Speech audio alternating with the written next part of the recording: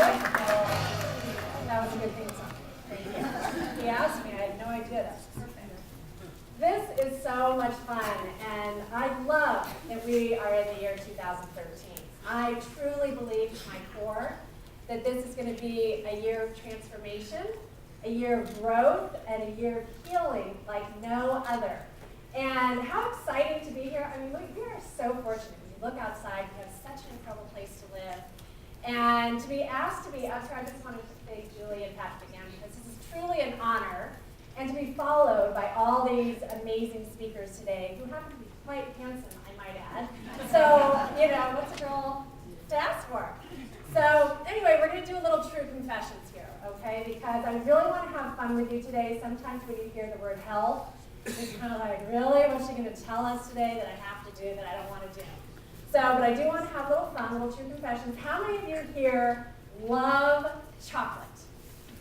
Woo! Right. Okay. How many of you love that frothy, creamy, make my heart jump out of my body latte? Woo! Yes. Oh, come on. How many people like a latte? Okay. What about that frosty, cold beer after a day of skating? Oh, awesome. Okay, now I know what kind of drink we have with the party. We're done. Now, really, how many of you this year have said to yourself, I need to do less of that. I really need to have more willpower. I got to start that diet. I really should be depriving myself because that's where I'll get to the goals that I want. How many of you kind of reside in that place, especially around this time of year? Okay, right? On some level, we do that, right? And setting goals and having a new vision and deciding that you have to have a new relationship with those things that you know are going to serve you rather than tear you down. That's all good. But what if I told you today that you get what you want without having to deprive yourself, and without having to beat yourself up, and without having to really let go of those things that we actually can learn to enjoy? Would you like that? Yeah. Okay, that's where we're going to start that. Because really, I always like to ask people, what is it that you're really craving, right? Because we know those are things that we enjoy, but we can also get into a relationship with those things when we truly crave them. And after 14 years in this practice and also having my own health journey, I've learned what we're really craving is connection, right? Connection to others and connection to ourselves. And when you really think about it, think of how our lives are designed right now. And the ways that we crave connection. Facebook, Twitter, texting, emailing. I mean, some of you might even have a hard time putting your phone away right now, right? Because there's such a need for that connection. And I think it's so interesting the way that that shows up in our life. But what I've learned is that what happens is over time, we start to let the world around us and our environments take us further and further and further away from ourselves, right? And then we have to find a way to bridge that gap. So everybody put your arm out like this. Give a little scrub to the person in front of you. No, don't do that. We're not close enough. We haven't gotten intimate enough. But I want you to really think and look at that space that's created there. And that really can be, and it can be different for everyone, but oftentimes this is where we start filling that gap with things that kind of create that false sense of connection. So you put your arms down. And I want you to get a sense of what those are. Okay, I teach a class called Source for Weight Loss. And in that class, we illuminate what I call the challenge areas in our lives. And I want you to write these down, okay? Because when we give things a name and we recognize that they exist and we don't turn a blind eye, they actually lose power, all right? So things like stress. Okay, who doesn't have stress in their life, right? Like it's going to show up, it's not going anywhere. Procrastination. Anybody familiar with that? Some of you might even be procrastinating getting out a piece of paper and a pencil. What about fear, right? Toxic food. It's not going anywhere. It's all around us. And we can learn what's really toxic and what do I just need to have a new relationship with. Toxic people. They're going to be around. Negative self-talk. Oh my goodness. That's a fun conversation to have every second of the day, right? So here's what happens is we start to fill in that gap with these things that start to become false anchors. They start to kind of anchor us from the world that we live in to ourselves, right? So that can be the coffee, or the alcohol, or eating too much sugar, or justifying why you're not exercising, right? Or giving yourself a hard time, or doing those things that start to get you further and further away from yourself, but in some way it feels like they're connected, right? For me, growing up, those anchors were things like a sleeve of Oreo cookies, right? And then it became a big gulp Diet Coke and a pack of cigarettes a day. Those were my anchors. Those were the things that started to make me feel good, right? Then it became alcohol, and later it became drugs, and we just started filling the gap, right? Negative self-talk, things that start to fulfill these challengers, right?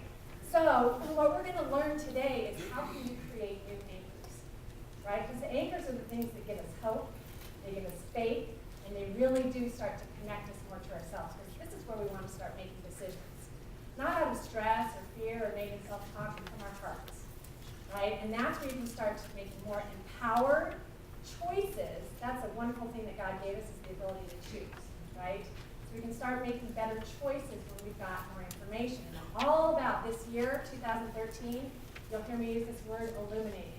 Get intimate with the information that you need to know to make good choices, right? So stop pretending there's not the right information, or that you don't want to do it, or that the timing's not right. Start getting really, really detailed information. That's what I'm going to give you today, so that you can start learning, how can I actually have my coffee and not have it tear down my adrenals and make me too stressed and give me anxiety and make me tired? How can I enjoy sugar? One of my favorite foods on the planet, cinnamon ice cream from Bonnie Bray. I'm not going to deprive myself from that, but there was a time when I did. I've learned a lot about that and how that can be so destructive when we're really just trying to live our lives in abundance, with joy. So we're going to talk a little bit about the crave cycle, because I think this is information that will illuminate for you what happens when you have a craving. Everybody see this okay? Okay, so we have got, and here's the deal.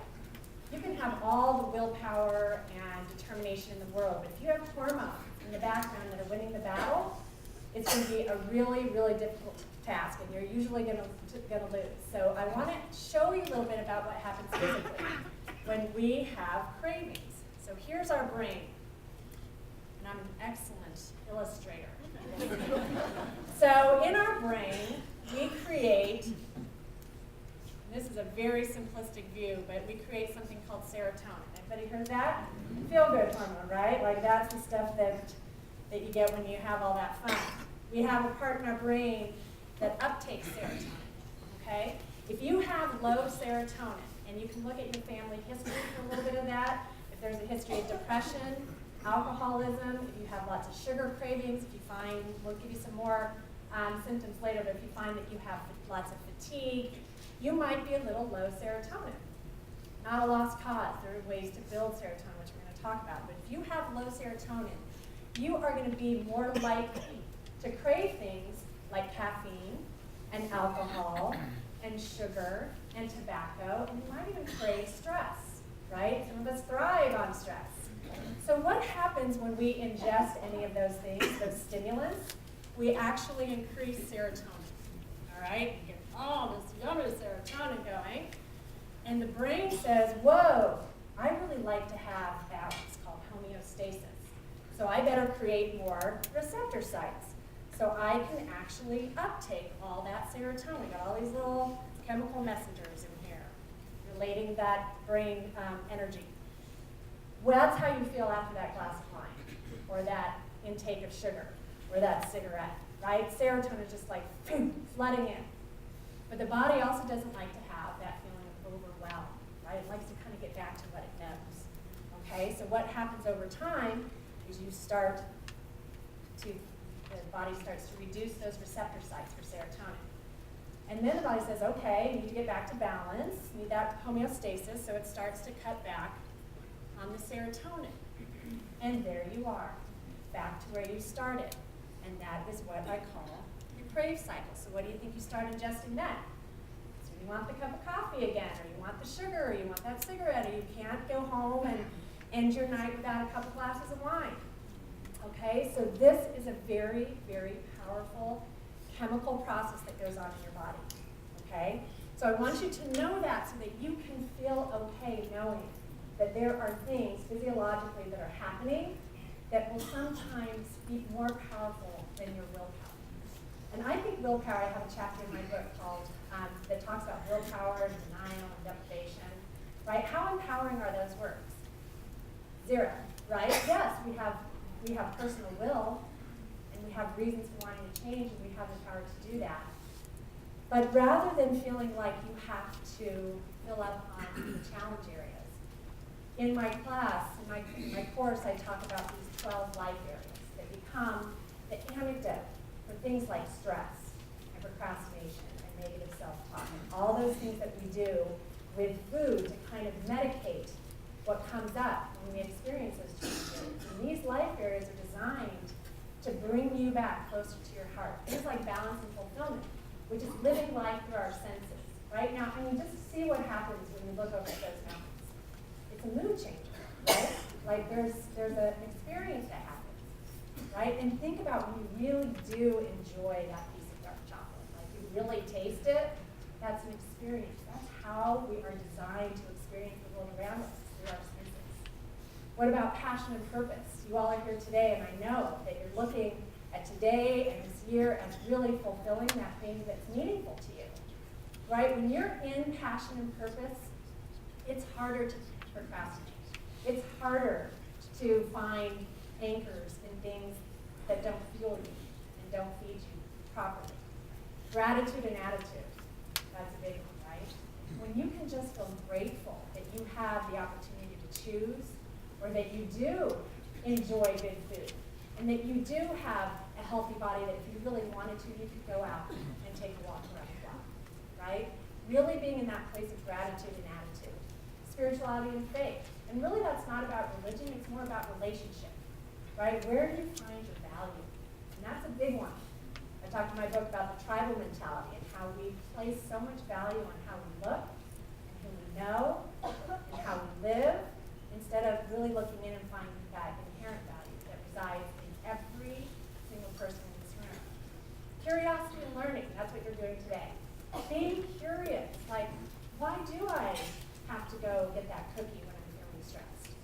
Or why is it that I can't wake up in the morning and be nice to my family until I have that third cup of coffee? Like, be curious, right? Without judgment, just when you start to, like I said, illuminate the reasons why you do think you're going to have a much better chance of making positive change around it, okay?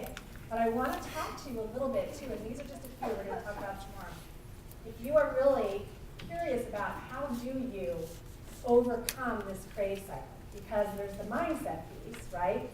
And I really today, I want you to think about these amazing speakers who are coming up, when you can start thinking about, okay, what kind of anchors that they're talking about, whether it's goal setting, or changing your mindset, or maybe becoming an entrepreneur, like what are those anchors? But I really want you to think about what can you anchor yourself in around your health, okay? And have that be the thing that you just line in the sand, right? This year, a line in the sand, this area of my life, I'm going to anchor to something different. But if you're looking for ways to do that physiologically, I'm going to tell you how you can create more serotonin in your body, okay? Because what happens with medications for depression and anxiety, and there is a place for those, I am not bad-mouthing them, because for some people when you take those, it's like coming home. But what happens with those, they're really, all they're doing is they're shutting off these pumps in your brain that uptake serotonin. And when those pumps are shut off, the serotonin sticks around longer so that the body has more chance to use it, okay? Because we all want that feel good, right? We all want to feel good. So that's why those medications are so great. But what we really want to do is learn how to build more serotonin, right? How do we get our body to make that on its own so that we don't have to rely on some of those things that feel so anchored right now, okay? So the first life area I want to talk about is movement and adventure, right? This is my son Kai. We were up in Leadville, and this kid, I love him so much, and he is challenged so much right now with reading and with learning. So we finally have a great program that's going to support him in this. But do you think when he's going 60 miles per hour down a hill that he was thinking about what in his life wasn't working? No. Total joy, total adrenaline. I mean, that is just the classic picture of serotonin just going crazy in the body. Okay, joy, excitement, that's the life area of adventure, like getting outside of your box, right? Getting out of what feels comfortable and just one step, right? If that's going 60 miles an hour for you, great. It might be just that one little small change that you make around your health that brings profound impact and transformation in your life. But also movement, right? So find a way to move your body that you like, okay? I hate the Stairmaster. Hate it. I don't know why. I can't even say the word without cringing a little bit. So am I going to go say that I'm going to work out 45 minutes on the Stairmaster if I hate it? No. But don't go to the gym if you like to be outside. Don't go outside if you hate nature and you don't like dirt. Like, go find a yoga class, right? But I want you to examine some of the stories that you have around, I don't really like to sweat, or I'm not really coordinated, or I'm not really athletic, or I don't have the time for that, or there's not really that, right? They go on and on and on. But I want you to know that moving your body for 20 minutes, 5 days a week, actually increases, oh, I forgot this part, there's me going backwards. I could not figure out how to go forwards. And I kept thinking, okay, God/my sled is probably telling me something like, Julie, stop looking backwards, right? Like, go forward. Anyway, that's my claim to fame, the backwards sled. Anyway, so exercise, we know, science shows that it increases tryptophan. Tryptophan is a precursor to serotonin. Moving your body 20 minutes, 5 days a week, which is also great for blood sugar and balancing insulin and retaining muscle mass and lowering things like cortisol. You've heard of cortisol, a little stress hormone? It actually decreases serotonin, right? Builds it and then it breaks it down. So just moving your body, getting out. And here's an interesting study that I just saw from the World Health Organization that shows when you do an exercise you actually enjoy, it increases the serotonin even more. It actually reduces tryptophan when you're doing something you don't enjoy. I thought that was pretty cool, right? So anyway, I just made that up. Yeah, I did. That's what you can actually look at. Okay, here's the other one. Life area of rest and relaxation. This is my son Max. And we were in Mexico, and this kid can consume books. I mean, it's amazing how fast he reads, right? But for him, he's a very, very excitable boy. Okay, so for him, and our big challenge with him isn't the sugar. I mean, this kid did not eat birthday cake until he was like 9, right? He does not like the sugar, but he loves food. And he finds that the portions and just that overconsumption is what calms him. But we know that is false connection, right? There's something there that he's not really seeing. So we know for him that rest and relaxation is so important. But that rest and relaxation, again, studies show that with meditation and prayer and 7 to 8 hours of sleep, or whatever it is that you do to calm yourself, actually reduces those stress hormones like cortisol and adrenaline and increases serotonin. Here's a really cool thing, too. When you stop and breathe, everybody do that right now. Just right there, you've accessed a different part of your brain. Okay, you've accessed this creative, part of your brain that allows you to think clearly. Like, think if your tire blew in the middle of the highway and you're freaking out and you get over and you pull over to the side of the road and it's just fight or flight. What am I going to do? And your cortisol is just sky high. And you just stop. I should make a phone call, right? Like right then, you just get into that creative thinking. So I want you to do this around rest and relaxation. This is going to build tryptophan and that serotonin. Every 10 minutes in your day, I want you to take an intentional break. So 50 minutes of work, whatever that is for you, okay, and then a 10-minute break. And I want it to be intentional. I want it to be planned, because rest and relaxation is not the default for when you're burned out and when you feel like you can't do it anymore. It is part of the strategy, okay? It actually supports health in profound ways, just those 10 minutes. Okay, 50 minutes on, 10 minutes off. Okay? Good. Here's just a few of the symptoms that you might recognize if you have low serotonin. Read them, don't get scared. They mimic a lot of other things, okay? But good to know, right? If you have more than 2 or 3 of these, probably good to go get it checked out, all right? So find a good doctor who can do a good analysis of things like hormones and adrenals and blood sugar and progesterone, and for men, testosterone, and sometimes for women that comes up too. But rule it out, right? Illuminate it. Find the information, know what's going on so that you can be proactive, all right? But the good thing about serotonin is you can build it pretty quickly with some of the things I'm talking about, all right? You've got thyroid stuff, progesterone, other hormonal issues, they might need a bigger intervention than just nutrition and exercise, just diet and exercise.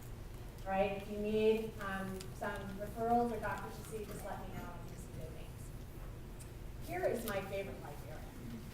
Food, nutrition, right? I mean, I was not always healthy, you should know this, okay? I know we're trying to give you a little snapshot of that, right? But when I decided my line in the sand, I was 50 pounds overweight. I was a freshman in college. And I'm looking in the mirror, right, with my big gulp in my cigarette. And I just was like, I can't do this anymore. You know, that's when I started to have those health issues that I just talked about. Thyroid issues, hormonal issues. I was sick. And I was young. So I was like, done. So my line in the sand that day was to start running. Okay, and some of you have heard this story. I talk about it in my book, but I didn't even have proper running shoes, so I had those Chuck Taylor high tops in my closet. And I was going to school at the University of Arizona in Tucson, so it was about, 200 degrees? And I just decided to go run. It was just like, so yeah, okay, I'll just go run. And I got out on the pavement and went 8 blocks. Ran 8 blocks, went back the whole time thinking, oh, I can't do that AC and cigarette, and couldn't wait to get back. But I got back and I'm like, whoa, I can totally do that. I can do 8 blocks. So the next day I did 8 blocks, and the next day, and the next day, and by the end of the year, I was running 6 miles. And running has changed my life. It has become the root for why I do what I do now. It was the path to meeting my wonderful husband. We just got married in May. And when I met him, actually, he introduced me to a book called Born to Run. And in that book, they talk about a 50-mile ultramarathon in the middle of central Mexico. He's like, you should really do this with me. And he was training for Leadville 100. Okay, that's 100 miles. So 50 miles to him was like, you should just go do this warm-up run. And I'm like, okay, sure. You got it. Let me go get a real pair of tennis shoes. So by that time, I was a big runner, but you know, it was that thing that I crossed off my list. I will probably never do that again. But those things, those little, I mean, think of those 8 blocks, how they totally, boom, opened up a whole new life for me.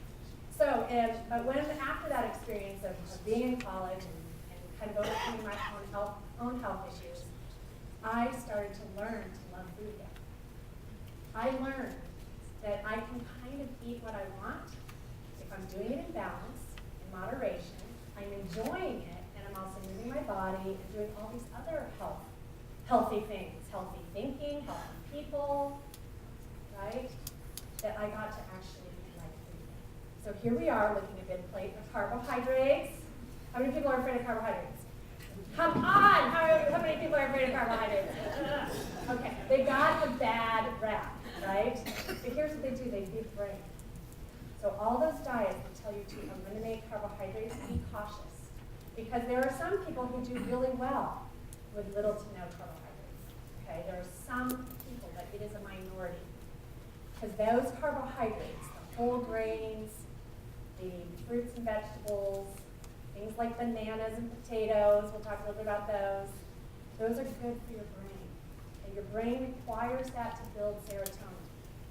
Okay, it also helps to keep your body from going into a stress state that starts to break down muscle.